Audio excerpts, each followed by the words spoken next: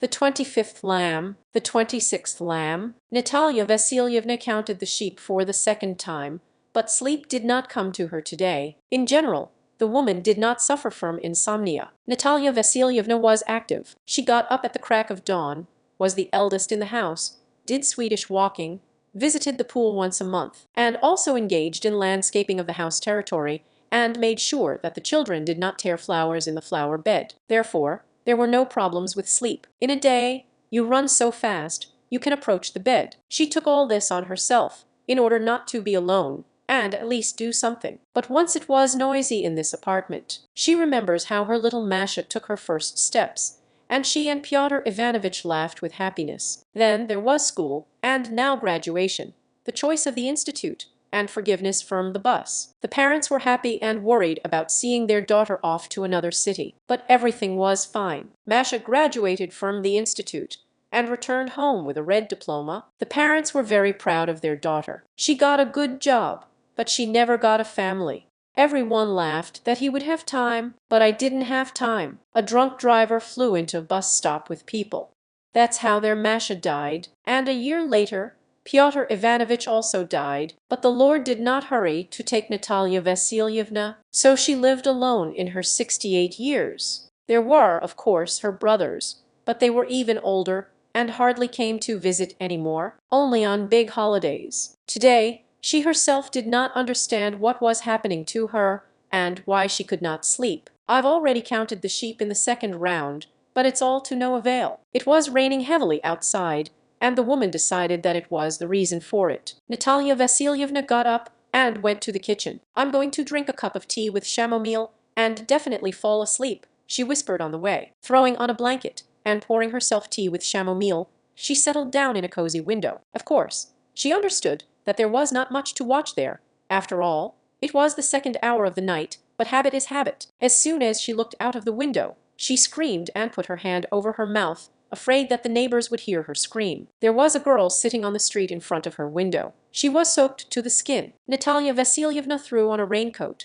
grabbed an umbrella, shoved her feet into boots, and hurried out into the street. Why are you sitting here? You're going to get sick. A woman was shouting to a girl, but she only looked at the old woman and turned away again. Coming closer, Natalia Vasilievna grabbed the girl by the shoulder and was stunned. She was hugging a little baby to her. Get up now, you badass, Natalia Vasilievna commanded. Don't think about yourself. Think about the child. Quickly come to me. You'll warm up, dry off, and in the morning we'll decide what to do with you. The girl did not resist and did not contradict,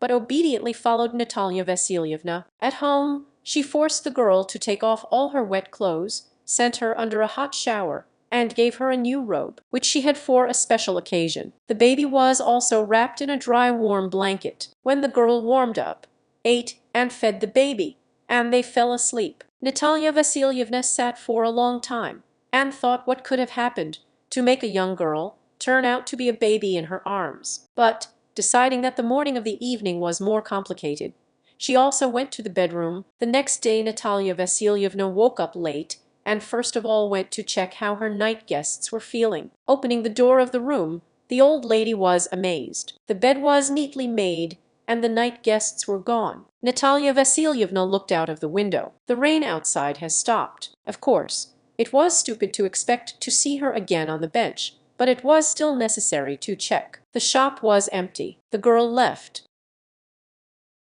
After breakfast, Natalia Vasilievna went to the store for bread and milk. On the way, she met a neighbor and told her about her night adventure. Vasilievna, aren't you afraid to let anyone into the house? What if they rob you? Oh, I swear, who's going to rob? Barely alive little girl with a baby. Yes, she's still a child herself. You should have seen her, skin to the bone. So they reached the grocery store unnoticed while talking. Having bought everything she needed at the exit, Natalia Vasilievna heard the baby crying and stood up as if rooted to the spot. Nearby, Nishenko was standing with her back to her and begging for alms. Without a moment's hesitation, the old lady went to her. The last thing she believed in her life was such coincidences. In the beggar, she recognized her nocturnal guest. The girl turned away, lowering her head, and tried to leave, but Natalia Vasilievna stopped her.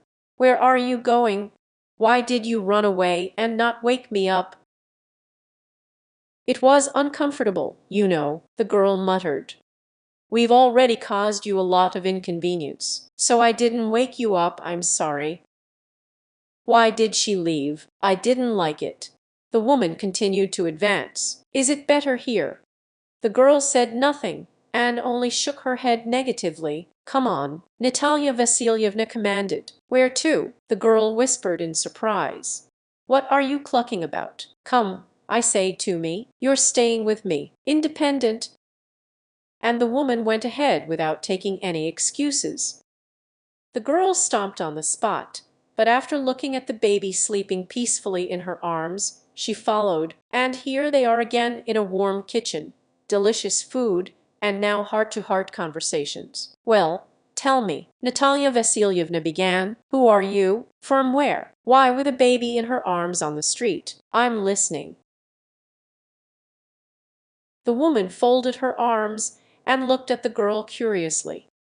"My name is Alyona," the girl began quietly. "I'm 20 years old. She ran away from home yesterday. I couldn't stand it any more. You know," Alyona looked at Natalia Vasilievna, "my mother and I have always lived together, and recently my stepfather returned from prison. He served 15 years. Can you imagine? They started drinking with Mom. Mom used to drink, but not binge. I always went to work. The house was always clean, and as soon as the stepfather returned, they began to drink hard. He didn't touch me while I was pregnant, but as soon as I gave birth, he began to molest me, and recently a drunk stumbled into my room shouting something I didn't understand with fright. She hit him with a lamp, hastily dressed what she had, dressed the target, and ran away. I'm afraid he won't let me go back, and I don't know what to do." The girl paused, wiping her eyes, wet with tears. Natalia Vasilievna was silent.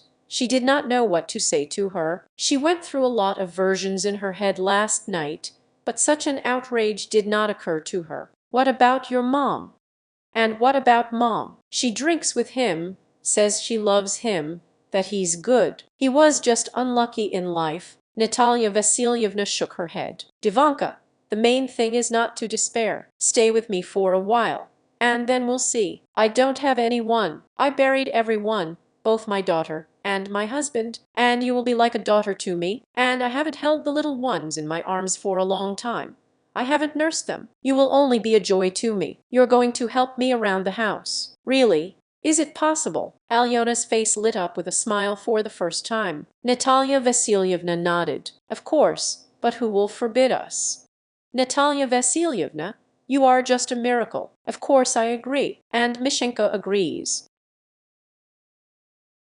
Alyona laughed loudly, and Natalia Vasilievna caught herself thinking that laughter had not sounded in this apartment for so long, but now everything will change. Now she's not alone. Alyona stayed with her. When Mishenka turned 2.5 years old, he went to kindergarten, and Alyona got a job. Natalia Vasilievna fell in love with this sincere and kind girl, who really was able to replace her daughter, and filled her life with happiness. And Alyona continued to help her benefactress, and did not even suspect that a will had already been drawn up for her. Natalia Vasilievna could not allow her brothers to kick the girl out into the street after her death.